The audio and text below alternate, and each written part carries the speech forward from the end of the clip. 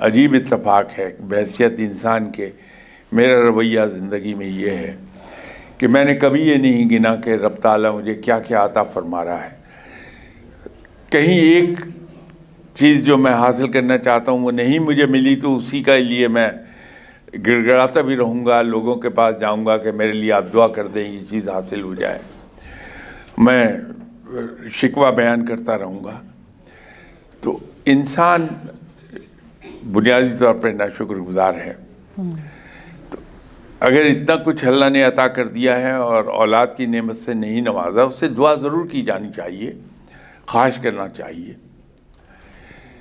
ہمارا کوئی ایک ہاتھ خدا نخواستہ مفلوج ہو جائے، ٹانگ مفلوج ہو جائے، تو اس کا مطلب یہ نہیں کہ اس کے استعمال کی خواہش ختم ہو گئی ہے، اس کے استعمال کی خواہش قائم رہتی ہے۔